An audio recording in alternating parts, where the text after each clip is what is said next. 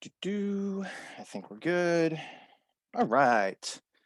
Good morning, everyone. And we've got an almost full class. So that's pretty awesome first day. About like 80% participation. We'll go 81. Someone else just came in. Hello, hello. So welcome to Math 154 for the summer of 2021. We will be going through this course over the next 10 weeks. I do not believe that we're going to have to miss any days for holidays. I think all of the holidays this summer are going to be Mondays or Fridays, like Memorial Day, 4th of July, and Juneteenth. I think two of those are actually on weekends, and we just have the quote celebration of the holiday on a Monday or Friday, but we're Tuesday, Thursday, which means while when you look at the semester ending, it'll say something like August 6th. That's really just for those classes that are held on Mondays or Fridays. The Tuesday, Thursday classes, we're going to end significantly earlier than that. I want to say a week earlier, but we'll get that end date with the final exam when we're a little closer to the end of the semester. I do want to double check with my administration just to make sure they didn't extend the semester, but that's what I've been led to believe. So that's the first thing. Just note that while it says the semester is going to end something like August 6th, I am 99.9% certain that we're going to be ending sooner because we won't have to miss any classes due to that.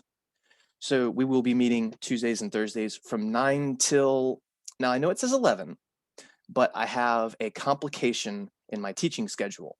I have to teach this class from 9 to 11, and then I immediately have to log off, somehow have Zoom compress my videos, which takes 10 to 15, I want to say about 15 minutes for a 2-hour session, and then instantly get into a class that starts at 11 a.m. So clearly that's going to be a problem. So I'm going to have to trim maybe 10 minutes of our class and like 5 minutes of their class unless I can figure out something else, which as far as I know, there is no way to compress those videos instantly. So again, I won't necessarily be ending at 11. I would love to hold us until 11, but I just don't know that the time constraints will be there. And I want to divide up that time fairly between the two courses that are pretty much overlapping. We don't usually do that at TCC. They usually give us 5 to 10 minutes between classes. I don't know what happened there, but you know, we make the best of a situation moving forward, and I can definitely make that small time loss work for us. So that's good. You should have received an email from me yesterday with lots and lots of information. And over this next week, you need to spend a lot of time processing that information. You've got to make sure that you get in our My Math Lab course, which I know about half of you already have, so that's awesome. We're going to spend the entire lecture today just talking about how this course works. We're not going to do any math. We're not going to do any Excel learning, which we'll talk about Excel some today as well.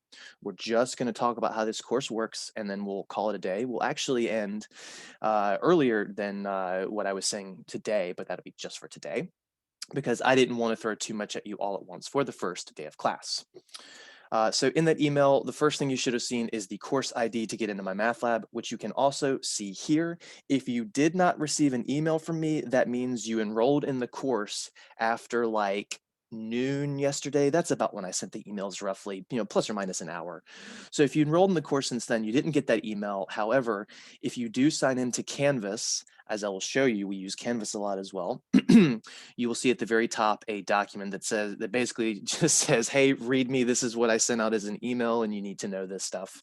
And then I have the course ID in there as well. So there's a lot of things in the syllabus that we're going to talk about in about 5 minutes, but I want to mention something first. I like to do kind of a blend of me actually sitting here talking live like I am right now, as well as some pre-recorded material. And I would say probably 80% I like to use pre-recorded material. Unfortunately, I have a situation like many of you where when you're at home having to work with other people and animals and things coming and going and construction and anything that can be crazy and just you know cause delays in classes and I have to turn my mic off, et cetera, et cetera. It just doesn't work. On top of that, while I'm lecturing, I encourage you to ask questions in the chat. Now, I do mute all of my students when you come in. So if you have any questions, you do have to text that in the chat, and I will show you where you can find the chat window under More, and then chat. Unfortunately, you can't see my Zoom menu, but you should be able to see yours. And there's me waving inappropriately lowercase and then uppercase letters, and there we fixed it. So any questions you have, you can ask in there, and then I will respond within 1 to 5 minutes, depending on how many questions are being asked to me all at once, or if something happens to be going on in real life and I come back to the computer in a minute or something. So what I find a lot of students do is they like to send private messages. If you have your little to menu in the drop down, you can then select just me or to another student if you wanted to ask a friend in class. If you've got a study buddy, something I also encourage is getting a small study group of 2 to 3 students together, because that's going to be very helpful for this course, especially with tackling the Excel assignments, I'd say. So again, I do appreciate all questions being asked in that chat, and I will answer them as soon as I possibly can, immediately, generally speaking. And it could be anything from, hey, we think you forgot to turn the volume on for your videos, because that's a hidden setting that I've missed once or twice. Or, hey, Mr. Beckner, your mic's not on. Or, hey, Mr. Beckner, you just mentioned this proportion thing. How do I know if one doubles, what's the other supposed to do? So any kind of content questions or technological issues you can be asked there. You can ask there, and then you can also email me.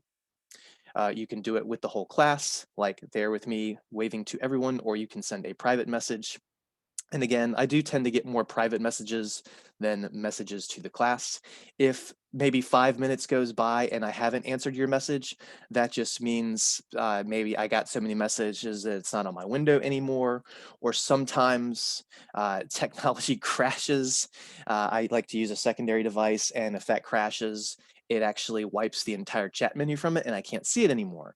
So if that happens, I might just say, hey, can you send your message again? Or again, if I haven't said anything in 5 minutes, just post your message again, or say, hey, what's the status on that? And the same goes with emails. If I don't get back to you in a day, as you'll hear me say later, please, please, please email me and say, hey, Mr. Beckner, what's the status on this? I did not intend to ignore you.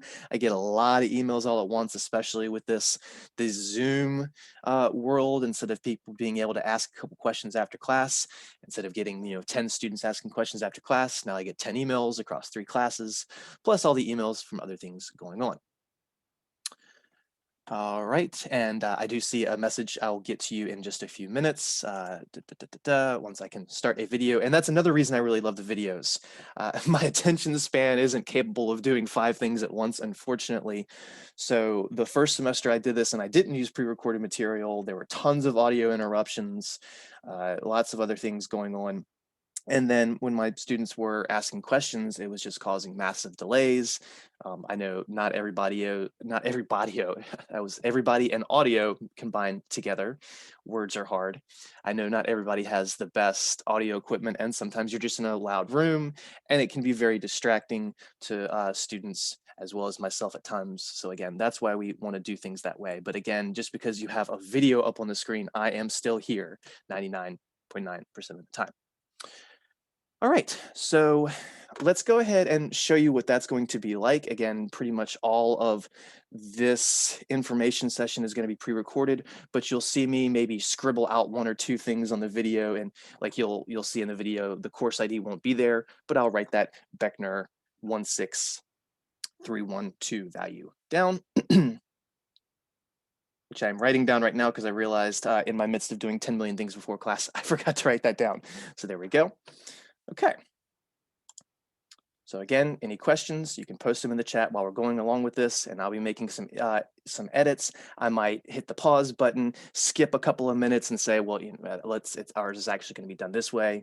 For instance, at one point I talk about the fall spring schedule, but we're a summer schedule, so I'll be skipping that bit. All right, so we are going to lay out the kind of course intro details for Math 154. We're going to talk about the syllabus. We're going to give some course tips, some details along the way, just kind of how this course runs, what to expect, assignment, due dates, kind of the patterns with that, all the different types of assignments. And yes, so first of all, before this section of the video, I should have given you via an email or again in the quick intro, the course ID for my math lab. So most of the work that we do in this course is done through my math lab. Notice I said most, not all. We also use Canvas extensively. So again, that course ID should have been either emailed to you or been in the introduction to the video, or quite possibly both. So it should be something like Beckner and then a 5-digit number, and that's what you'll have to use in order to get into our actual MyMathLab course. Okay, so I am Rodney Beckner. You can see my office here. I'm not really going to be in my office while we're doing any kind of hybrid learning. So while I have that there, I don't really expect anybody to be visiting me. However, if this is the far future and I'm still just using these as an introduction, then please note that you can come to my office then. And then office hours will be posted in your personal syllabus. Also, syllabi will be emailed to you. They will quite possibly be in Canvas or my math lab. Sometimes I put them in all three, sometimes just one or two. It just depends, but I will, of course, tell you which one or where they are. My email address are beckner@tcc.edu. That is how I generally expect communication with my students, even when I have access to my office. We don't get too many phone calls. It's generally email because it's a lot easier to handle. Please, and you're going to see this in a document later, please make sure that in the email title that you have the course, Math 154, as well as the date and time that we meet, whether virtually or in person. If you do not have that, I teach anywhere from 1 to 4 or 5 of these courses each semester. And that's just the Math 154 on top of anything else I'm doing. So if all I see is homework in the email title, I will not know what class you're in potentially. I won't know what section or time you're in, and it's going to be a hassle. And I will probably just respond and say, hey, what class are you in, before I go any further. All right, so how much of this? Yeah, so we're going to kind of bounce back and forth between syllabus and the course details and stuff like that. So I'm not going to go over everything extensively in here. This is meant to be on your own time, but I still want to talk about the basic ideas lightly. Course description, what is this? Quantitative reasoning? It sounds like this horrible process, some crazy math that you would never have to do in your whole life, except for the fact that quantitative reasoning is the math that you are going to do for your whole life and should have hopefully been doing a little before this. This is not like an algebra, pre-calc, calc kind of course. Yes, there is some algebra in here, but we keep the algebra very light and we go a lot heavier on basic principles and extending them to simple concepts in as many ways as possible. For instance, chapters 2, 3, and 4 are all essentially on the same idea, proportions, but we take them and we do them with scales, we take them and we do them with percents, we take them and we do them with this and that and this and that, in as many ways possible to show you how many ways we can use proportions in the real world. And then the later chapters, we start building up towards getting towards financial literacy, one of my favorite topics. But before we can get there, without just giving you just straight up formulas, we have to address some mathematical concepts. And yeah, so this is not a course where we're going to teach you the quadratic formula just because, and we're not going to teach you about rational equations just because.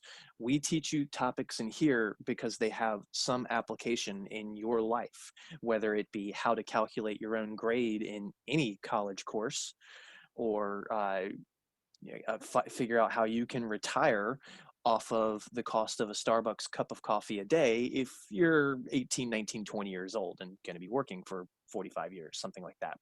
And that particular problem is, again, I say everything with finance is one of my favorites. And that is a specific example we will do later in the semester. Prereqs, make sure that you have satisfied all the necessary prereqs. Some of you may be in an MDE 54 course. That's the co-requisite. That just depends on whether you signed up for it or not, whether your advisors suggested that you sign up for it. And if you are an MDE 54 student, if your MDE and your MTH classes aren't the same instructor, make sure that your instructors know that. Please email them about that. Da, da, da, da. Textbook. So we do not have an official physical textbook. Our textbook is all online. It's what we call an ebook. It is interactive and it's a great book, but it comes with a downside or upside, depending on your perspective, of not actually having a physical text. It means it saves us some money, but it also means that if you don't have internet access easily at home with high-speed internet, blah, blah, blah, it makes it a lot more difficult to use. So what exactly is required that you purchase? The MyMathLab Access Kit or code. I usually see them called kit, but a code works as well, same thing. So that is required. And there's two ways that you can get it. You can either get the kit by itself, or you can get the kit with a physical workbook. So they might call it guided activities, guided worksheets, but it accompanies the Math 154 course. And notice it says available but not required. So this little book is about, I don't know, 150 pages long, 200 pages long, something like that. And we will be pulling many, many, many activities from that. Some of them will just be used in class to discuss. Some of them may be assigned as a discussion board. If this is a distance learning course, if we're meeting in class, then they would be assigned to work on in class in groups, and we would go over them at the end of the time allotted for them. It just depends on how this works. So again, if you're a distance learning, these activities will very frequently be assigned as a discussion board inside of Canvas, which will show you what that looks like later. But again, if we meet in person, there's no online discussion boards. It's all in person. It just depends on how we're doing things. So again, you don't have to purchase the physical textbook because it doesn't exist, but you have the option of purchasing a physical guided activity, guided worksheet book. Why is it optional? Because it's also available inside of MyMathLab, just like your ebook is. So you could be using this electronically, or you could just print out your own pages. I believe that the workbook is in the ballpark of $20 when you consider all the costs. But if you were to just print out roughly the 100 pages that we use, if it's 10 cents a page, you can do the math there and figure out that, hey, that would be cheaper, significantly cheaper. And you can do two-sided printing if that's an option to save some paper. You get the idea. So again, I do not require anyone to purchase that, but if we're meeting in person, you have to bring the guided activity book or pages for the chapter we're at each day. And if we're online, then you just access it however you want to access it. So again, technically speaking, the only thing you have to purchase is the access code. I do suggest to most people to purchase the workbook though, because then you can write in it. You're not supposed to sell that back, I believe. So you can write in it, have your notes nice and easily accessed without throwing something else into your notebook, because we are a bit all over the place in this this course with activities, assignments, et cetera, et cetera. So, learning outcomes, you can see all of those here. You can pause this video later if you need to. All of my distance learning classes, I make these available on YouTube. I'll be recording live as well as uploading to YouTube, so that way if you miss a class, you can catch the replay there instead of just having to get someone's notes. If I talk too fast for you, then you can go to YouTube and use the slow down feature, or you can pause and rewind and pause and rewind and do whatever you have to. Something else that I wanted to mention that we use very heavily in this course is Excel. And a lot of people have zero experience in Excel coming into this course. I wish that wasn't the case. I wish we had like a computer skills course before, but that means that we're going to spend a lot of time teaching you the introduction to Excel, the basics of Excel. And we're not going to get really heavy into Excel in that we're going to have you memorize hundreds of different pre-formatted functions and formulas and doing all kinds of crazy stuff. We generally keep it to the basics, using Excel to add, subtract, multiply, and divide, make some charts, do some percentages, get some pretty formats, whatever. And there's two different ways that we'll be using Excel in this course. And we'll talk about that when we get to the assignments and the grades and all that stuff. Again, topics covered in this course, description of assignments is here.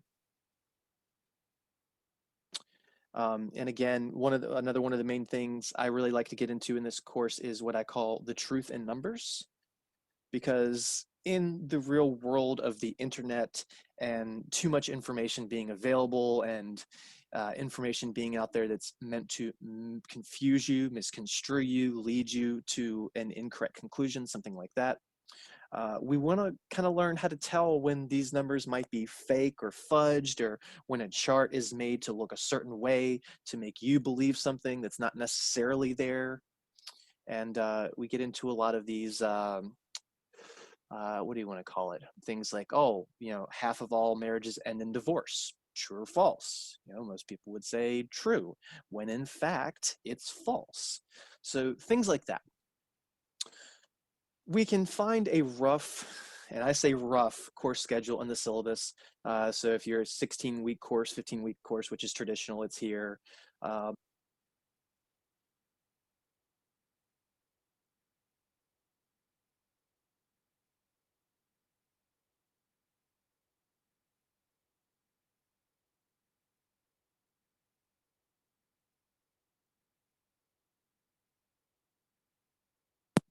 So this is one of those parts I was mentioning. This is just a little different video, so we're going to sidestep it.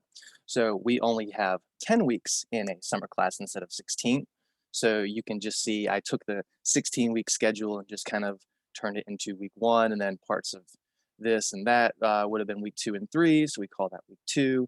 And quite honestly, this is a terrible, terrible schedule, but it's what we have to use by default. I wish I didn't, but we are not going to have a schedule that looks anything like this if you look at what we do when we do it by the end of the summer semester. For example, week 1, it says sections 1.1 and 1.2. We will not cover either of those sections during week 1. Our week 1 today is just talking about the course, all these big details, like we said. And then the next class is going to be just Excel, which is chapter 0. So we won't get to chapter 1 until week 2. So already this feels like we're off by a week. And again, I was not the one that made this schedule. I'm not allowed to change it in the syllabus. However, it doesn't matter. We're going to get the material done that we need to get it done. The midterm is not going to happen at week 5 of the summer. I can 100% tell you that. It will be week 6 or week 7. So it's going to feel a little late, but again, that's because this first week to week and a half is really us just scraping the bottom and trying to get prepared. So there's like a delayed start, is what it feels like.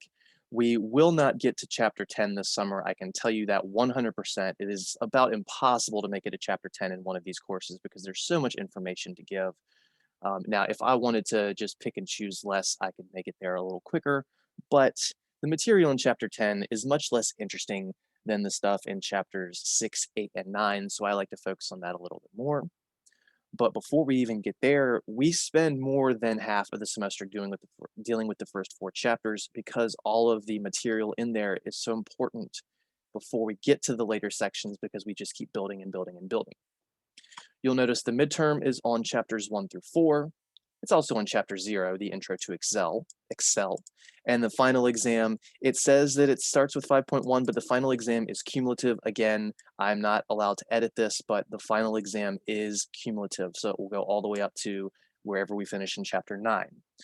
But we'll talk about midterm stuff much later. We'll talk about final exam stuff much later. So let's go ahead and get back to the video.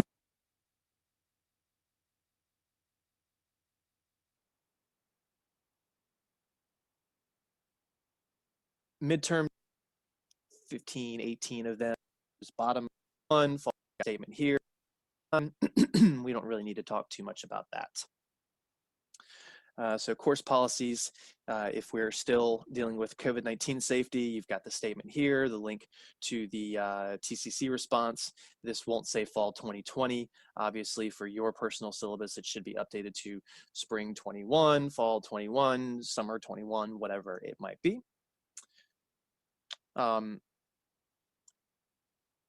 Students are expected to read ahead in the text before each class. Students are also expected to bring their guided worksheets, I've already pointed out, to class every day if we're meeting in person. It would be great for you to have them by your side if you're watching this online. If a student fails to accomplish these tasks, they may be asked to leave for the day. So this is a course where you absolutely have to read ahead. If we're meeting once per week, I suggest that you read ahead 2 sections. If we're meeting twice a week, I suggest that you read 1 section ahead. This is because I don't have time to give full lectures on all of the material. If we were meeting in person, I would only lecture for maybe 15, 20, or 25 minutes each day. And then the rest of that time, we'd be doing group work, group activities to do what's known as the productive struggle, where you are working together to try and accomplish something. I give you the basics, and then you have to extend the concepts. And that still how things work in the digital setting, except I will do the lectures a little longer. I'll go over a lot more of those guided activities personally, and then I'll assign the ones that I think you can work on your own as discussion boards. So you do need to read ahead. I will provide some short, brief, I know that's the same word essentially, notes in Canvas based on chapters so you can find them. And again, I'm going to show you what the Canvas looks like. I'll show you what my math lab looks like, all this stuff by the end of this video. Grade policy. So here's what you've probably been waiting for most of all. And your My Math Lab homework is going to be worth 15%. There is one per section. And this is much more your traditional math homework. There are buttons in my math lab most of the time, something like view an example or help me solve this, that can guide you step by step. And this is available, I would say 80 to 90% of the time for the problems. Every now and then there's a problem that doesn't have it, and that's just because we're keeping everybody on their toes. So that's 15% of your grade, and I do something with these grades to give you a small boost that we'll talk about when I open another document. Your Excel assignments. So this is going to be, it says that one is posted in my math lab as an assignment for almost every section. I believe there's 1 or 2 sections that have multiple Excel assignments, but we will not be covering remotely close to every Excel assignment. I feel like there's 40 or 50 listed in my math lab, and we're only going to do, I mean, somewhere in the ballpark of 10 to 15. I like to keep it at about 1 a week, except I don't do one for the first week because we're still doing the introductions. The second week, you get your first one assigned, and then it's due the third week. So, and that says Blackboard. Darn, I wish I had seen that and fixed that error, but that should say Canvas. That should say Canvas. So as you see, instructors can choose to assign all or some. I don't know if there's any instructors that ever assigned all. That would be really tough, but kudos to them if they can get students to do all of them. They probably are doing less things in other ways, and I like to get a little bit of everything. So as I said, I like to do about 1 per week. That doesn't mean if there's 15 weeks of the semester, you get exactly 15 Excel assignments. I've already said that the first 2 weeks, 1 would not be due, so that means probably 13 due. So that's 15%. So you have 2 types of regular homeworks, my math labs and Excel assignments. You'll see this later, but you get 5 attempts for each Excel assignment. They are automatically graded. I don't have any input on the grading. It's all done by computer based on whether your cells are correct or not. And they give you feedback as to tell, hints whether, or sorry, not whether, what you can do to fix it. You might say, hey, this formula in this cell is wrong, or the formatting's wrong, or the chart is not in the right section, things like that. Next 15% of your grade is going to be quizzes. I provide these in all sorts of ways. Sometimes quizzes might be posted in my math lab. Sometimes they might be posted in Canvas. Sometimes I might post them in some other way. I could make a discussion board, a quiz, if I really wanted to. I haven't done that yet. I've considered it, but you get the idea. Quizzes can be 1 question, they can be 4 questions, they can be 5 questions.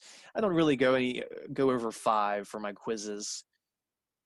But yeah, so anything, my math lab, let me start over. Any my math lab homework is always due 1 week after it's been assigned. And again, you'll see this written out on a file sooner than later. So my math labs are always due 1 week after we finish the section. I don't even have to write that date down anywhere or say it out loud. That is automatic. I generally do, but if I didn't, you are still going to assume that it's due 1 week later. So if I finished 1.3 right now, it would be due in a week. If I finish 2.1 right now, it would be due in a week, whether I say it or not. I always say when I'm starting a next section, so you should know. Excel assignments, I'll give you a warning about. So I'll say, all right, your next Excel assignment is 1.1 heart rate. That is generally the first Excel assignment I have my students complete. It doesn't have to be, but it's generally. And then once I say, hey, here it is, it's generally due in a week unless I give you a little more advanced warning, which sometimes I do. So I do always lay out the Excel due dates because of that. Quizzes are always due the next class. So quizzes are due by the next class. And anytime I say something's due, I mean by midnight, 11:59 p.m. technically, so there's no confusion.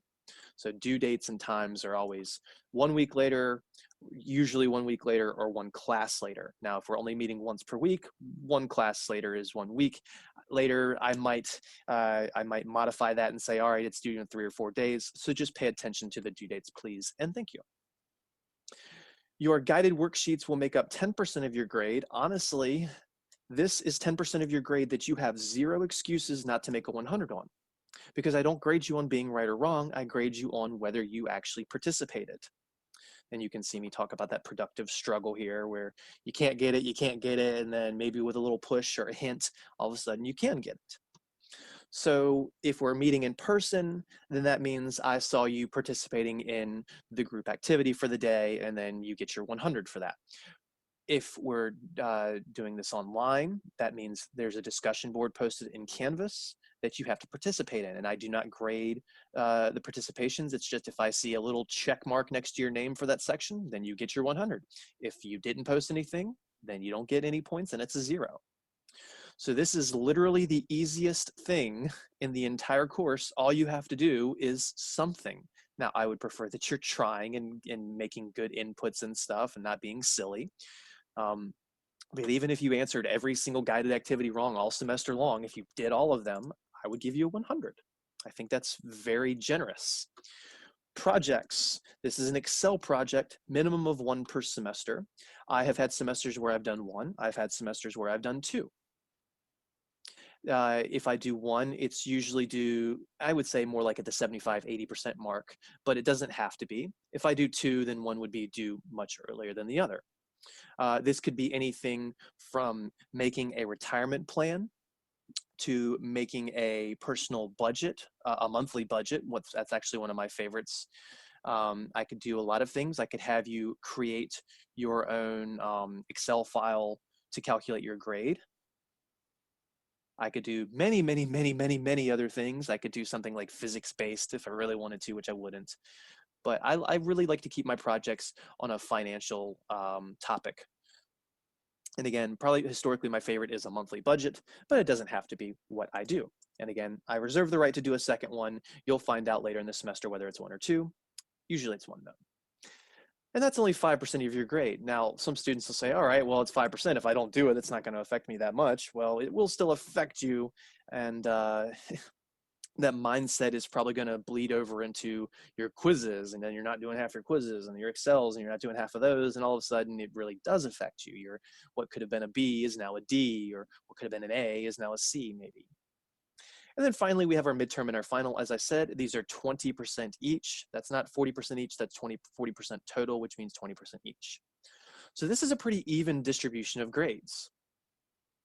As I already said, my math lab homeworks, actually, I may not have said this, you get infinitely many attempts on each problem, which means you could get a 100 on all of them.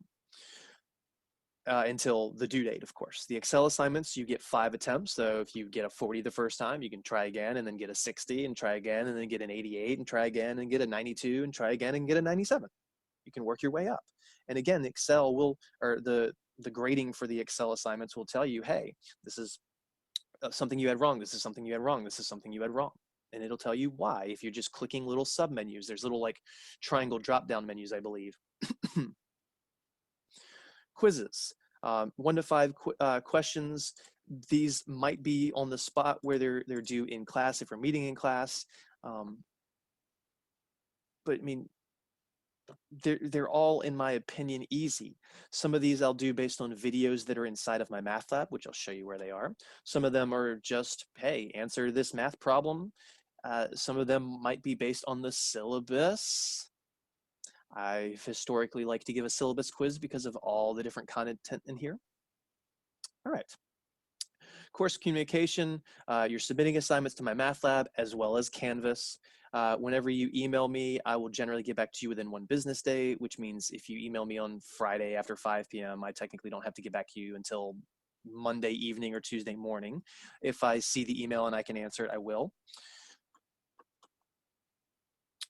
If for some reason it's been more than a business day and you have not heard a response from me, that's probably because I got 20 or 30 or 40 emails all in one day or something crazy happened. Just shoot me another email and say, hey, Mr. Beckner, what's the status of this? It's possible I read it and just didn't have time to reply and then forgot about it. We're all human. We all make simple, I don't want to say a mistake there. It's not a mistake, but we all get distracted sometimes.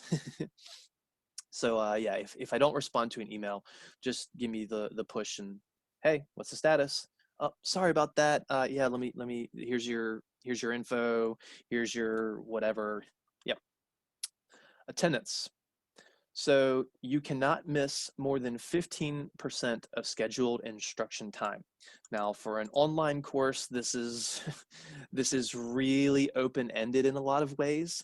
I don't have to use you being in the room on Zoom live as attendance. I can make the assignments your attendance. So a student who isn't turning in any assignments for 4 weeks, I can go ahead and say, hey, they haven't been participating. They've been, quote, absent, and they can be withdrawn from that or get an F if it's super late in the semester. We do need you participating in the live courses, watching the live, I said courses, classes, same thing really, but so try and be there for the live classes, but we also know that some people have situations where they can't watch the videos live. In fact, that's one of the reasons I'm pre-recording a lot of this stuff, because I can't always be in a position in my home where I can teach live. There are, other people here, other things happening and stuff like that. So complications, but we are aware of these complications and we say, okay, well, so you didn't show up to the classroom live. Hey, go watch it on YouTube. There you go. Now you got the information. Now go do the assignment. Oh, you did the homework? Cool. You were there. Good enough. Please understand that some students like to take that as, oh, I never have to watch the videos. I can just do the assignments. You're going to have a much more difficult time, most of you, learning, trying to do this on your own versus watching the videos. There's a reason we have them. All right. What happened? Okay. Late work, makeup work, there is no later makeup work.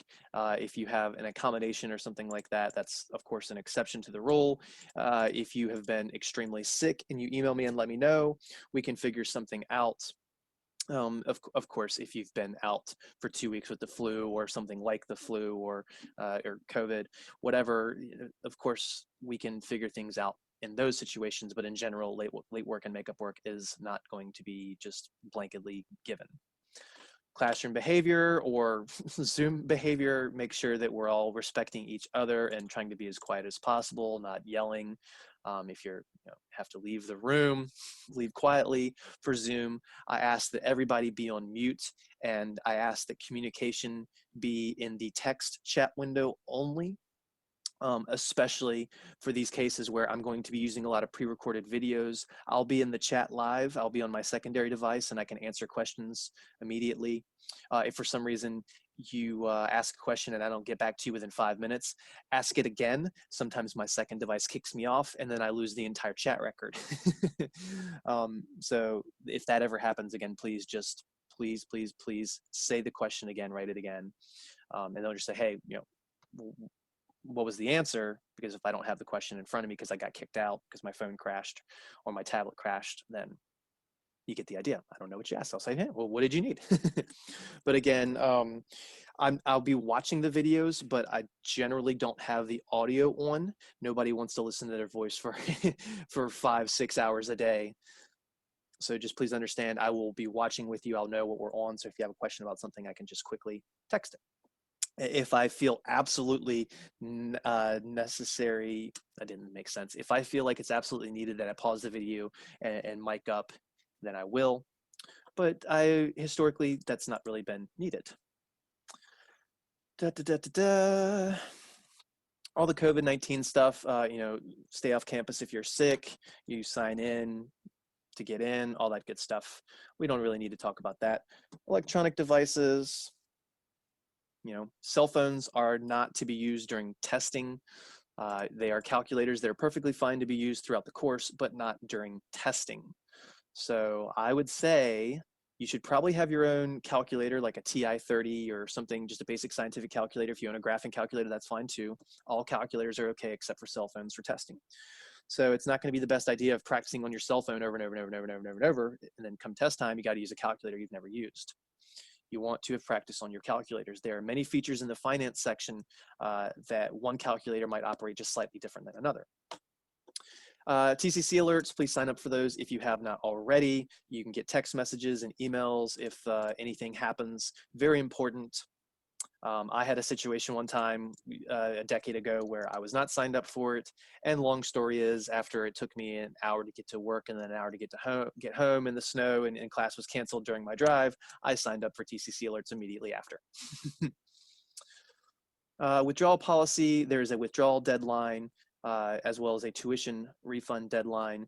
The syllabus that we email to you that's available in my math lab and or Canvas will have those dates. So please check those. The tuition refund is usually about a week and a half to 2 weeks into the semester for a traditional course. And then the withdrawal deadline is always the 60% mark, which would just depend on how you're taking the course. Because we can't give W's if you withdraw after that deadline unless you have extenuating circumstances. Academic integrity, very important for this online course. Please make sure that all of your work is your own. We reserve the right to use Zoom and cameras and webcams and things like that for you to take tests. I'm not saying I necessarily do that, or quizzes as well, but we reserve those rights if we feel like we need to use them.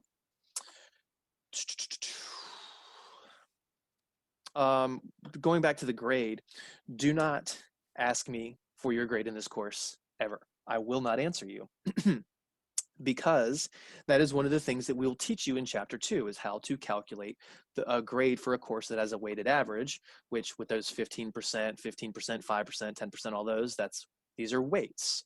So we're going to give you the formula, and we're going to teach you how to use the formula, and then you can calculate your own grade. In fact, if I don't make it an assignment, I will actually give you an Excel file that is basically set up for you to just put your grades in throughout the semester, and then it can calculate everything for you on the spot. Now, if you go in Canvas, you're going to see a grade that's averaged of everything that's on Canvas. That's not your grade. If you go in my math lab, you're going to see an average grade. That's not your grade. The problem is that I've got assignments littered everywhere. There's stuff in my math lab that's not accounting for Canvas. There's stuff in Canvas that's not accounting for my math lab. Quizzes might just be paper, pencil, potentially, and then that might not be written anywhere. So your grades are split up into so many avenues that you cannot trust what my math lab says. On top of that, my math lab does not factor in, let's say a student doesn't do several assignments, they don't ever open them, it just has a dash there or something like that, and it does not throw it in the average, even though it should be a 0. So you could have a student who is supposed to have turned in 15 homeworks, only turned in 1, and my math lab says they have 100 average, when in fact they have less than a 10 because they only turned in 1 out of 15 assignments. They've got like a 7, somewhere in that ballpark, a 7%, but my math lab's telling them they have 100. So do not trust those grades. And again, do not email me asking for your average. We will teach you how to do that. That whole expression, teach a person to fish and they can fish forever, versus giving them a fish. So that's one of the awesome points of this course. Inclement weather online. The worst case we have is lack of internet. The good thing here is I'm trying to prep this entire course in advance. So if during a live lecture my internet's out, that shouldn't be a problem because I can just piece together something online, and it just might be up a little later. In person, we know the drills there. We already talked about withdrawal, plagiarism, academic misconduct. We've already basically talked about that. Educational accessibility. If you have any documentation through TCC, you can email it to me or get it to me in person, and I will accommodate you in every way that it says, as long as it's documented through TCC. If it has anything to do with testing, I would appreciate that you remind me come test time, because I have almost 200 students in a semester potentially. So it's hard to remember every single person's accommodations. Emergency procedures, pretty typical stuff. Title IX, typical stuff. Library is awesome when they're open. I believe the library is open sporadically while we're doing distance learning. Academic support, like the tutoring center, there is a link for online tutoring that you will receive within 1 to 2 weeks, hopefully, of the course starting. I might have already sent it to you, potentially. It just depends on if I've received the updated link or not. If tutoring on in person is available, then their hours are posted outside of the building. They're known as the Learning Resource Center. Khan Academy and Purple Math, these are two of my favorite math websites. If you need brushing up on any of the basics, you're supposed to come into this course knowing how to handle decimals and fractions. But we know that half of the people that's come in the course don't understand how to add, subtract, multiply, and divide fractions. This is something you need to get on your own. Now, whether that be through the MDE 54 course, where we offer the support material, or websites like these, or someone else tutoring, whatever, you are responsible for picking up things that are prereq knowledge. And then some more websites that you can check out later. All right, so where are we next? Random day one stuff. I've already talked about some of these things, but not all of them. Homework is due 1 week after section is completed in class unless otherwise mentioned. Around a midterm or a final, I might have that change, but it's generally 1 week. I highly suggest that you complete a homework before the next class. That way you fully understand what happens next. If the homework's on 1.1, I'm willing to bet 1.2's got some stuff from 1.1 in it. If we're doing 2.3, and we talked about 2.2 last time, you probably need to do the homework in 2.2 to understand that and move on to 2.3. We're usually building on concepts here. So I mentioned that I pad the grades just a little bit, and this is that padding, and it's only for my Math Lab homework, not the Excel homework, not quizzes, not anything else. Any of my Math Lab homework that you have, that it says on my Math Lab you have a 90 or higher in my grade book that you'll never see, I will change that into a 100. So that means in your personal grade book in Excel, you could write a 100 in that file. Anything lower, I just add 10 points flat to. So if my Math Lab says you have an 85, you really have a 95 on that assignment. Now I do this for individual assignments. If my Math Lab says you have a 72, then that means you really have an 82. I don't do this for zeros though. If my Math Lab says you have a 0, you still get a 0. I'm not giving you something for nothing. Now, this also means that I'm not giving 102s or 105s or anything like that. So a 91 turns into a 100, a 99 turns into a 100, a 95 turns into a 100. So it's basically 10 points added until you're capped at 100. We already said don't trust your My Math Lab GP. What happened there? I must have cut a couple letters off. Great. When I was reformatting. Same for, oh, that was weird. Apparently the pen I write with is magnetic. Never realized that, but I have a magnet on my phone and it just grabbed it. Don't trust your Canvas grade. Don't trust your My Math Lab grade. You should be using the Excel file I provide you if I don't make that a project, which I have. All right, something that they used to tell every student before they started college, so while they're doing their orientation type stuff. For every 1 credit of a course, you should be doing homework, studying, whatever, 2 hours per week for a traditional fall and spring course. So 15, 16 weeks. Summer, you have to multiply that by 1.5. So what this means is if you're taking a 3 credit course, that means you should be studying or doing homework 6 hours or more outside of the course. Maybe you struggle a little more and you need to be working 9 hours a week outside of this course. And that means 9 hours outside of watching the video lectures. So 9 hours in Canvas, in My Math Lab, in Excel, on a quiz, reading ahead, doing homework, whatever, working on projects. And you might say, well, that seems like a lot of time. Yeah, because this is a full-time job if you have 15 credits.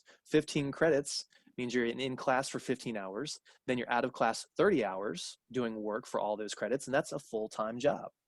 So that's why we tell students don't have an actual full-time job and a full course load, because you can't handle it. That's 80, 85 hours a week.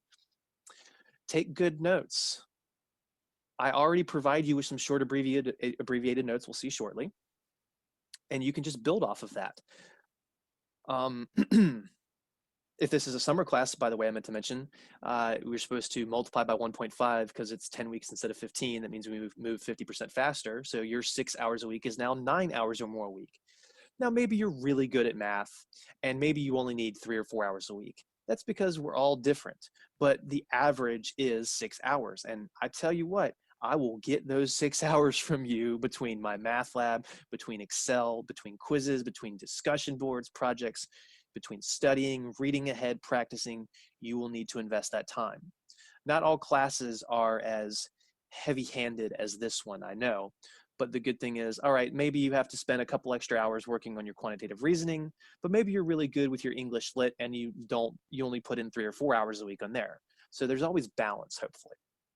Watch the lectures, rewatch the lectures, rewatch the lectures, rewatch the lectures, pause, slow down, whatever. Do the homework, do the homework, do the homework. I repeat myself sometimes because repeating really sticks it in your brain. Most people are not going to do great in this course without watching the lectures. And I'm making them available online. This is something that I never would have done years ago. If you missed the in-class portion and you emailed me, I'd say, get the notes from a student in class. Now, you don't even have to email me. You just go to YouTube and I provide all those links in Canvas, which you'll see shortly. We already pointed out homework can and will count as attendance. Don't ask for extra credit one day before the end of the semester. This is just classic. Someone thinks this is 13th grade and this is not 13th grade. This is college. Welcome to the real world.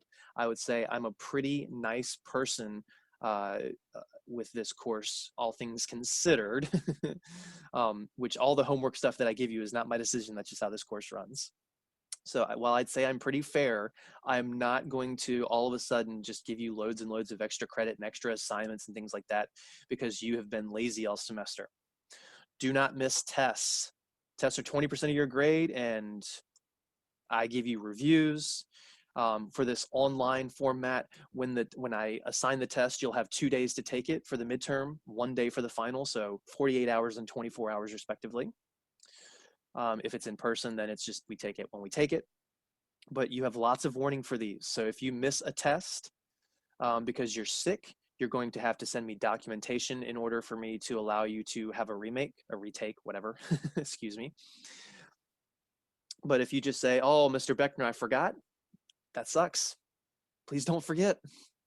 Please don't forget. Please don't forget, because forgetting is not an excuse. Anything that you claim you're sick for, I reserve the right to ask for documentation. And I really just the online format, I have to. The midterm and the final, they will be taken through my math lab unless I change that. And if I change that, you'll know in the lectures, you'll be told that. But historically what I do is, because my math lab just wants answers, it doesn't ask you to show your work, you still need to show your work. So you need to be doing paper pencil along with the midterm and showing your work for as many questions as possible. Then you have to take pictures of them or scan them or whatever, and then upload them to Canvas. There'll be a spot for it, you'll see. Within 15 minutes after finishing. The 15-minute timeline is so that, well, if it's 3 hours later, there could have been some cheating involved. So if you turn it in 16 minutes, 16 minutes after the fact, I don't have to accept it. If there's ever a hiccup electronically, like I forgot to put this up or I forgot to show it, then you just email me and let me know. There's no reason to freak out if you don't see the button. I've had that happen in the past where students were worried, oh, Mr. Beckner, you didn't have the button live. Am I going to get a 0? No, that was on me. I absolutely make sure it's available. In general, though, don't email me homework files, Excel files, test files. Submit them in Canvas unless that link is just not available. If you're submitting work late, you've submitted it late, and that's generally not going to be okay unless we've discussed the extenuating circumstances. I also use the work for partial credit, but you have to request it. It is I don't want to say this. It's just a lot easier if you go and you say, hey, I messed up question 4. I have the wrong answer, but my work looks really solid. I just made one simple mistake. I'm all about partial credit, but you just need to let me know. And it's not just, you can only tell me about one question. You can tell me about 4 or 5 or 6. That's perfectly fine. But you email me and say, hey, Mr. Beckner, can you take a look at my work on number 4, 7, 13, and 20? I think I deserve some partial credit. And then I will. And I'll let you know what you got partial on. And yeah, so I think that's pretty fair. This will be for later, sooner than later. Let's see. Helpful tips. So I'm going to show you my MATLAB and Canvas next. You must enroll in my MATLAB using the course ID provided to you at the very, very, very beginning of this video before the pre-recorded part, or what I emailed to you. So you must enroll in that before 5 p.m. the day after, or I will delete you, which means you never existed in this course. I am dead serious on this. It takes you 5 minutes to do. That's all it takes, 5 minutes to create an account or just enroll in a different course if you already have an account. If you can't do that, how can I expect you to keep up with everything else? I delete several students each semester per class. I don't want to have to. I want everyone to enroll on time. Please enroll on time. Please don't make me delete you. It's an enrollment nightmare when I have to delete students. But I can't trust you to complete everything if you can't take 5 minutes.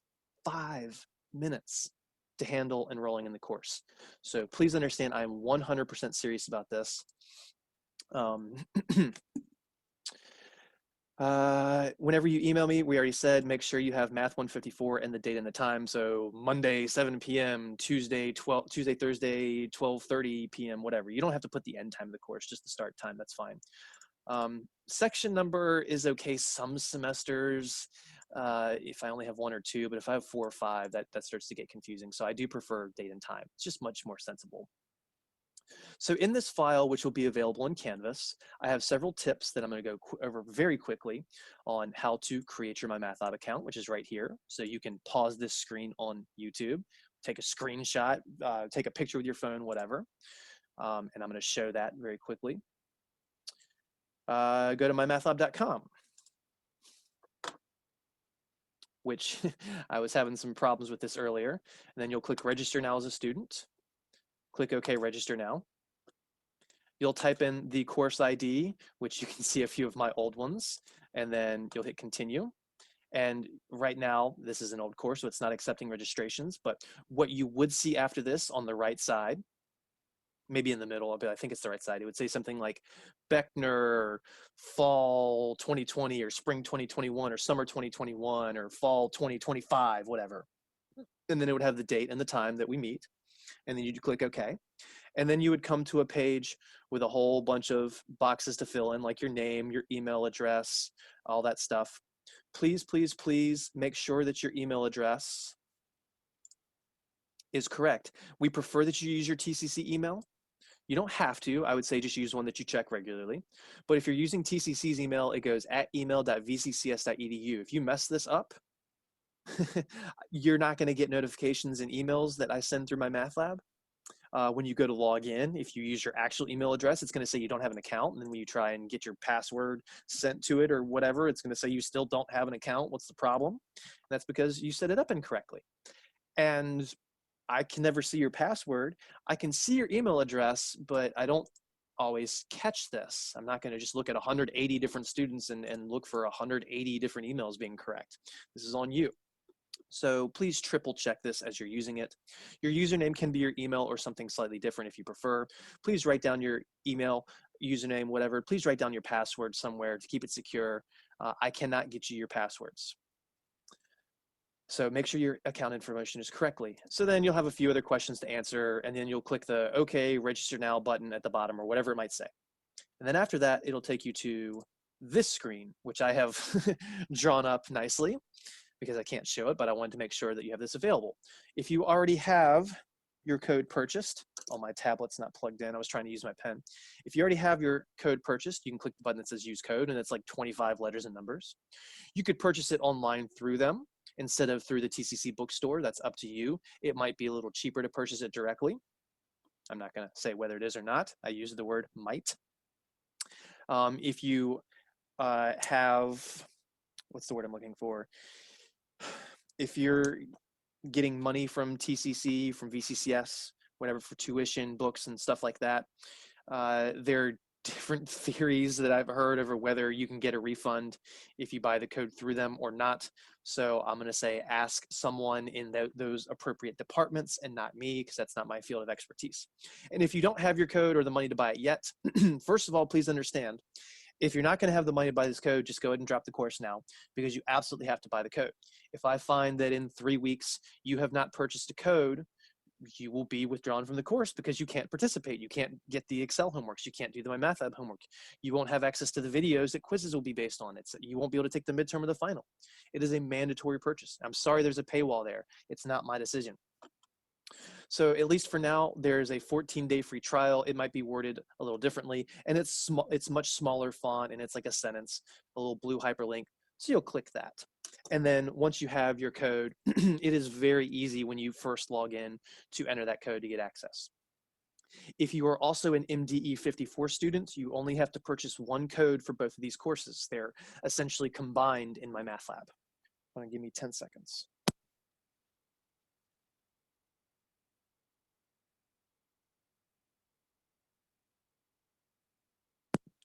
All right, sorry, I had to cough.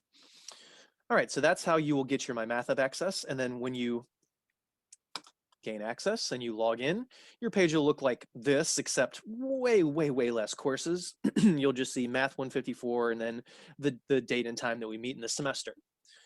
And when you go to it, it'll look vaguely like this. There's going to be some things that you'll see here or won't see here. All the left tabs are pretty much the same. So if I throw the syllabus in MyMathLab, which I like to do, it would be here. And you can see that I have an old syllabus here. Oh, course ID, that's an old one. You won't be able to use that. Meeting times for this one, et cetera, et cetera, et cetera. One or two things have changed syllabus-wise, so this is no longer here. This is when the Excel homeworks weren't automatically graded. Not that you needed to know that. You can find your gradebook here. Your e-text is right here, and it's chapter-based. So chapter 0 is what we'll be doing for the second half of the first week and the first half of the second week. This is all in Excel. There's 3 sections, and then you can see guided worksheets right here. This is where I suggest that you're getting your guided worksheets, your guided activities from, if you are not going to buy the book. They're in each chapter of the e-text at the bottom or next to bottom. PKA, prior knowledge activation worksheets, these are for the MDE students, or if you're not an MDE student, you can still check it out if you think you're rusty. So what do the guided activities look like? Open that.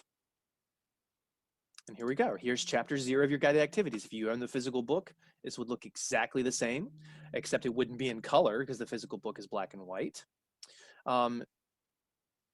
There's questions to answer. So, and again, I might ask you to answer some of these in a discussion board or in class, depending on the cases. But we suggest that you fill everything out either way for the ones that we do go over. So the second half of week 1 and the first half of week 2, we will be doing, I will ask you to complete this guided activity. Whether or not I ask you to submit it is questionable, but I still say that everyone 100% needs to do this because it's really going to help you get used to Excel. It'll be good reminders. Hey, how did I do this? What does this look like? What is filling a formula down? All that stuff. Now, if I go back to e-text, chapter 1, here's the chapter 1 guided activities. They open eventually. There we go. Chapter 1, blah, blah, blah. We'll see these as we go. And then what you'll also find is that some chapters have a statistics section.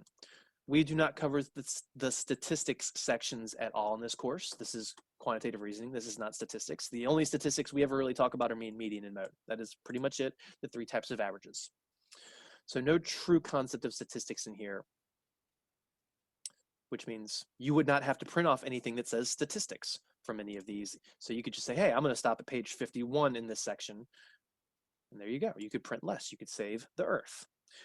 Now, if you go back to the main menu, you'll notice, hey, there's a guided worksheet tab here. Why don't you just get it there? Why do you have to go to the e-text? Because this one is every single chapter, every single page. And when we get to, say, chapter 8, it's going to take you a lot longer to find it. You can see this is taking a lot longer to load. little too long in my opinion. Yeah, look how much more this is. And if you were just going to print chapter by chapter, this would be much more difficult to do. So again, I encourage you to go through the e-text contents, and those instructions and the tips to start all say that. Your assignments.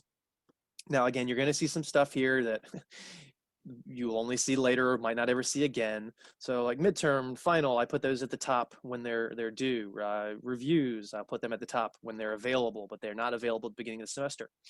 You're going to see a lot of Excel files that we will not complete, and I do eventually or immediately remove from your visual site. So, oh, Excel homework 1.1-2 grades optional. This is one I don't do. So that link will just go away, and you can see I didn't do it. So there's no due date from this past semester. So you can see all the ones I didn't assign and which ones I did assign. There's a review for each chapter. I reserve the right to use those as a quiz. I usually don't. It just depends on the nature of the beast. So usually what this does is it kind of goes back and forth between a regular My Math App homework, which are all titled starting with section, and then the Excel homeworks all start with the word, you guessed it, Excel. I have to go into the manage view because of all these things being past due, because old semester, yours would not look like that. I put due dates in as the semester progresses. It's very difficult to predict things at the very beginning. So let's preview this. Some questions are drop-down menus. Some of them multiple choice. Some of them you actually have to do math and type numbers. You get 3 tries per answer before it just resets everything. So here's 1 error, 2 error. It kind of tells me what to do, but I'm just trying to emphasize here. And it tells you the correct answer. And you go, oh, well, now it's wrong. Well, no, you just hit, well, sorry, there's another part. There's multiple parts. Geez, there's a, this is going to take too long. Anyways, it's going to take me 3 minutes just to get through all 2 parts of 4 questions. So after this was done, this button would turn into something that says similar example. And when you hit that, you'll get the same problem, but with a couple of different numbers, like this 2300 might become 4000, this 6.5 might become 2.3 or 9.1, whatever. And you go, well, I had no idea how to do this. Well, read the book, watch the lectures. Hopefully that would help, but also question help. I said 90% of these have view an example and help me solve this. View an example, you can just boom, boom, boom. It tells you what to do. You can take notes along the way, whatever. And then eventually you close it out. And when you do view an example, nothing changes. Or you can do help me solve this, where it might ask for multiple choice things. Oh, that was wrong. I'm not even reading these. And then ask you for inputs along the way. So I kind of prefer this one because it has you actively participating. But then when you finish this and you close it, you'll notice that the numbers on this will change. See, it just changed to 21 and 8.5. So as long as you get a 90 on those, you're going to turn into 100s. I would still aim for a 100. Excels.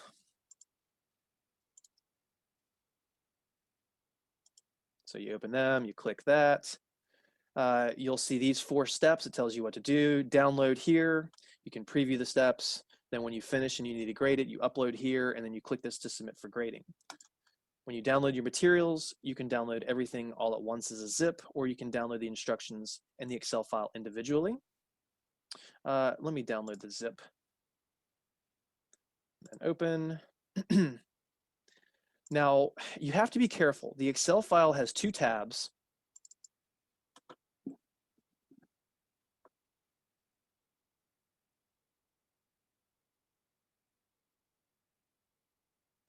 One tab with the instructions and one tab with the questions. You have to be very careful though. There are basically the instructions in the question section as well, but often they're paraphrased and not exactly the same in detail. So make sure you're reading the exact details on the instruction tab. That's very important. It also tells you how many points each thing is worth. Your Excel homeworks are not it's not going to be you building things from scratch. It's going to be, hey, here's some pre-formatted cells. It tells you do this in this cell, do this in this cell. So type something here, then fill this down. All you do is grab that and fill it down. And if everything was right in the first cell, everything should be right in the rest of the cells. Create a chart and put it over here. This is much easier than building something from the ground up, which is what the project will be. The project is a ground up, start with a fresh Excel file with nothing on it, and you design everything. And it's not really that important about design and making it, pretty and colors and shades and borders and all that stuff. That's not what I generally grade on. It's, did you get the formulas right? Did you get the numbers right? Did you make an analysis? Did you get the chart right? Whatever that is. So again, this is generally my first homework assignment for Excel. It's literally type something here, fill it down, add a chart, which will teach you over the next week, and then put it there. That's it. And then when you submit it for grading, it'll immediately give you feedback, and it'll tell you, hey, you didn't do this, you didn't do this, you didn't do this.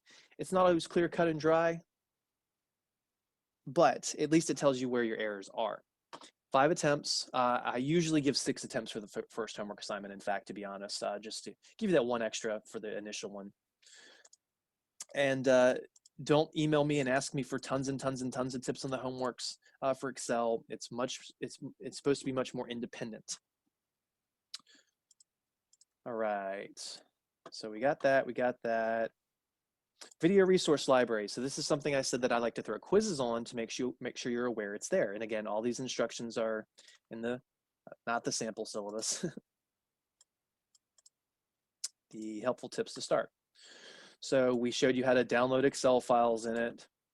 We showed you how to get to your course videos. We're about to show you that as essay. Submitting my math lab homework, when you hit OK and you close it, it's done, it's submitted. You don't have to worry about hitting save and all that stuff. It's not going to delete the past 5 questions you worked on. So that one's easy. So your course videos, log into my math lab, go to video resource library, click video, and then find now. That'll give you every single video for the course. You can use the drop-down menus just to select the individual chapter. That's up to you. So there will be some quizzes on these. Generally, quizzes are due next class. We've already talked about that. So all chapters, all sections, let me select video because way more things will pop up without selecting video. Find now. Chapter 0, look at all these spreadsheet tutorial videos, which means Excel. Look at all, that's a slow scroll, never mind. Look at all these tutorial videos that are very, very helpful.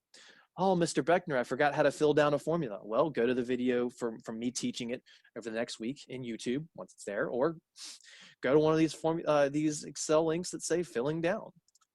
And you're not going to hear any audio right now because I have the audio muted, but when you watch it on your own, there would be audio. Sorry, I hear the audio, so it's throwing me off. And this is just our author, Gaze, G-A-Z-E, talking and teaching you how to do things. And this is actually something I'm going to do over the next week. Literally this little section right here, how he fills that down. Oh, how do I format some cells? There's a video on it. When I give you these video quizzes, I will tell you specifically which video or videos to go to. So the chapter 0, there's a whole bunch of them. Chapter 1, there's a decent amount, especially with the PKA additions, again, prior knowledge activation. But then they kind of get lesser and lesser and lesser. Chapter 2, Chapter 3, Chapter 4, not nearly as many. Chapter 6 picks up a little. Chapter 9 picks up a little. So again, just all chapters, video, find now. That's it. Under the video and resource library, there will be at least 2 or 3 quizzes on this stuff right here. But again, I'm only giving you quizzes to emphasize that they're there so that you'll go, oh man, I forgot how to do this. Well, let me go to the spreadsheet tutorial videos from chapter 0. Or if you're in chapter 4 and you just want to see one of those videos, you can just go to chapter 4 drop down and boom, there's only the chapter 4. So what's decay? How do you handle decay rates? Periodic rate, blah, blah, blah, blah, blah. Anything in the study plan is not graded. I think that's all I really need to say with my math lab. So let's go to Canvas now. Actually, before we do that, you might be thinking, well, Mr. Beckner, I don't have Excel. I can't afford to buy Excel. You don't have to. You're a TCC student, you get it for free. We already talked about printing those. Here's how you get Excel for free. Go to office.vccs.edu, log in using your TCC credentials. And then when you do that, the top right area should be a link to download Excel or just all of the Microsoft Office suite if that's what you like. That's it. That's all you got to do. Please be warned. You can't use them for this course. There's a couple other things like Chromebooks, and I cannot remember what they are specifically, but those proprietary, really, really cheap laptops, they can't have the Microsoft suite on them for whatever reasons because they're proprietary, like the Google Chromebook. So if you have one of those, if you can't download Excel, that means unfortunately you're out of luck. You're going to need to find a different computer, use a friend's computer, go to a library safely, whatever it is you have to do. But you have to use the downloaded version of Excel. The online version doesn't have all the same functions, and you can't submit everything the same. You can't use Google numbers, or Apple numbers, Google Sheets, you can't use Open Office, whatever that is. It has to be the downloadable version of Excel. Anything else will cause you to lose points or just get zeros. We talked about calculator use. We talked about notes being posted in Canvas. We're going to go to Canvas next. We talked about projects. We talked about how this is not a high school class. Two of the things you're going to hear me say 10 billion times by the end of the semester are pay attention, which most people have a problem with. Every now and then I have a problem with it too. And does it make sense? That is the number one thing I'm going to ask you to ask yourself. Does it make sense? After every single question you do, ask yourself, does it make sense? Because very often that's how you tell you did something wrong. You might have goofed mathematically and you'll never figure it out, but then you look at an answer and it says, oh, the bus was traveling 2,000 miles an hour. That does not make sense. The answers in this course will make sense. We talked about discussion boards in Canvas, live lecture links, etc. So let's show Canvas now. We already talked about the MD 54 students, email instructors, homework due dates, take good notes, homework can tout as attendance. I've got a lot of these things repeated. So yeah, Canvas.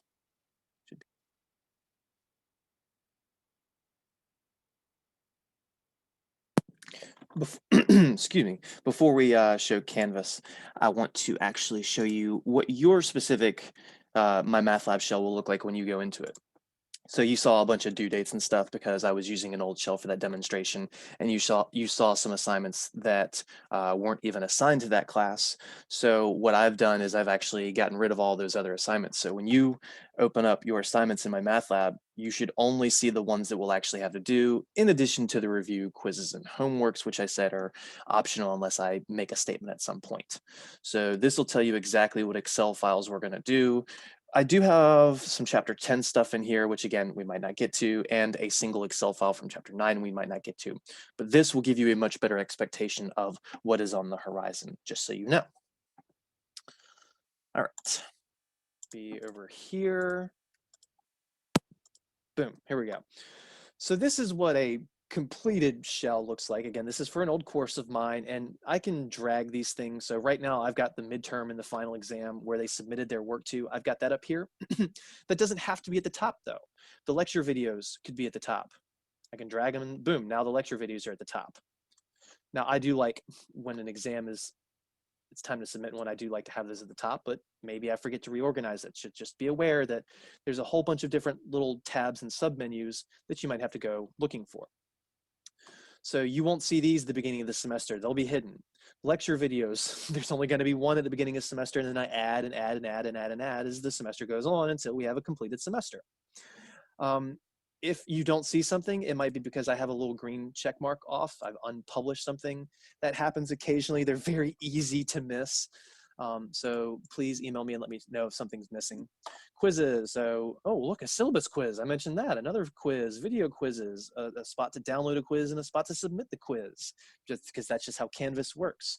A worksheet quiz, a pay attention quiz, all sorts of different things that I can give. I don't do the exact same quizzes every semester. I use some of the same. I use some that are different.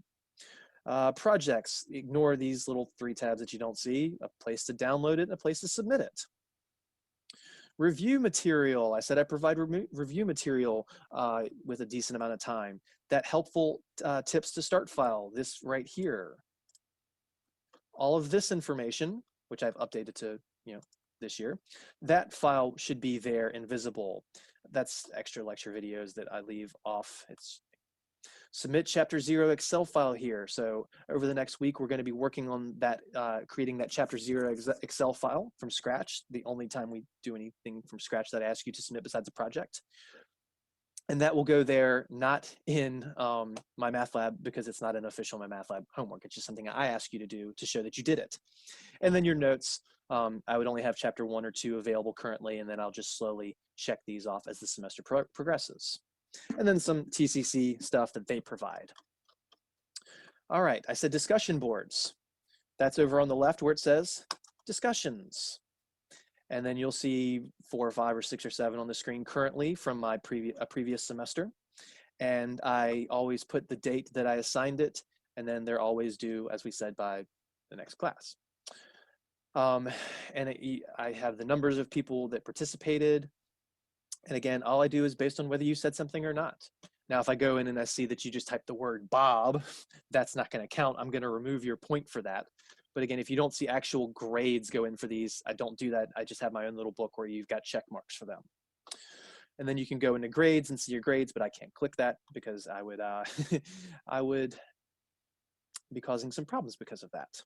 Syllabus might be available in here, might not, just depends. So I did put it in here last time. I try and have it available in those 3 spots: email, Canvas, and my math lab. I only have to give it in one though, so we'll see what happens. All right.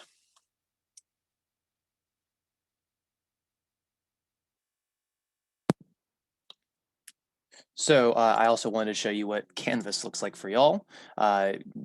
Currently, since you saw more of a completed course, I just wanted to give you the expectations of how it'll look eventually. But for now, leave student view.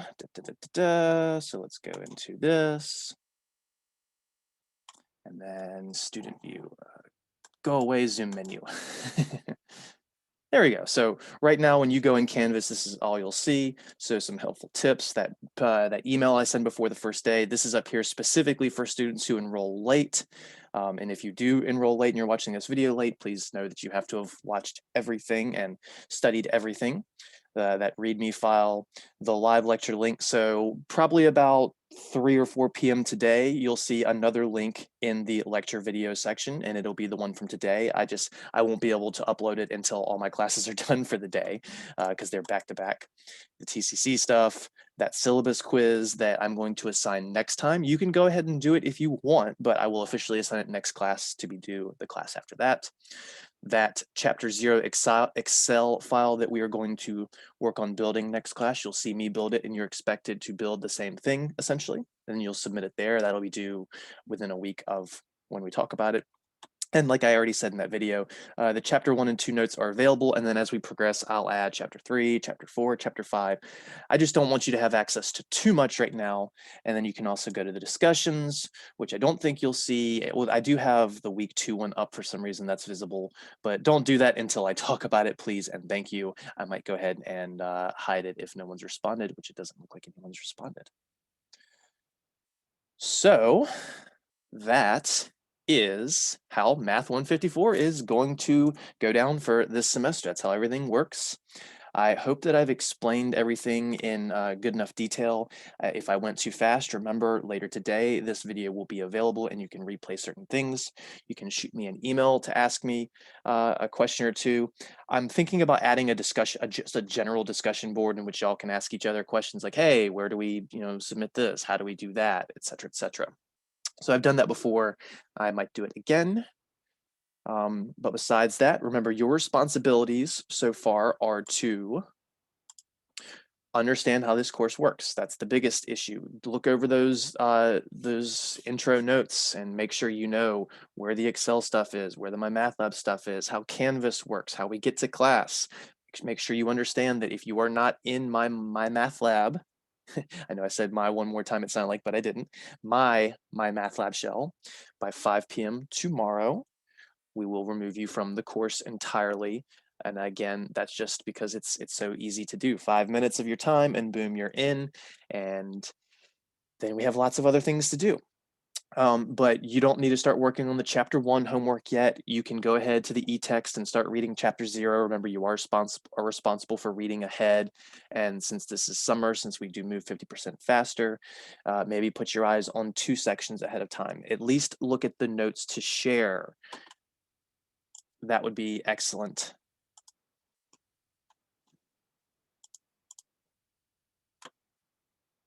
And these are pretty short usually. This is one of the longer ones, in fact, initially. Lots of definitions on this one, things that we'll cover in class a little quicker. And again, we'll also do other stuff in addition to this, like the guided activities. And then sometimes I just make up my own examples in addition to the guided activities. All right.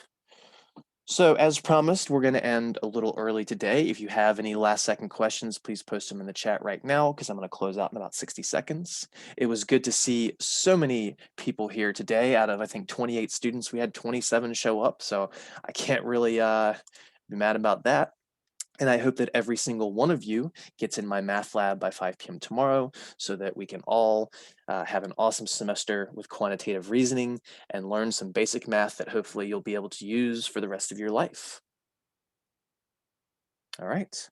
So I hope this wasn't too much for your brains all at once. I know I can talk fast, but again, that's the beauty of videos for later. You can always slow them down. Remember, please try and catch these lectures live, but if you can't, it is not a big deal. I do appreciate when you email me and let me know. But again, as long as you're keeping up with the homework, that's more what I base attendance off of, as long as you are actually participating in the class. Someone just asked, are the required books available to be bought and shipped online, or do I have to go to the college library? I can't answer that question. It has varied from semester to semester, unfortunately. I would just say you need to check on your own. I wish I knew and I could answer that question, but I don't have that information in front of me.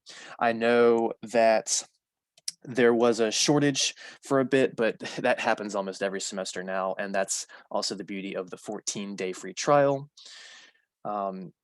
And someone else is saying in chat that the access codes were out. But again, that's the beauty of the 14-day free trial. It's also the beauty that there is no physical text. So, give them a call, give them an email, and that way you don't have to keep going to the store, just pester them over the phone. That's what I love to do in those situations, so it's less of your time. And if any of my students do hear that's available, if you shoot me an email, I'll forward that to everybody so that everybody knows. That would be very awesome, that we can communicate with each other and help us move forward. But hopefully everything will be worked out within 2 weeks. It generally is. If for some reason the bookstore doesn't have the codes at that point, then I'll have to talk to my publisher to work some things out for an extended free trial due to constraints. But hopefully that's not the case. Hasn't been before. All right. So it was awesome to meet y'all over the internet today. I hope you have a wonderful afternoon, and we will see you at 9 a.m. on Thursday. Again, email me at rbeckner@tcc.edu if you have any questions besides this. Have a good day, everybody.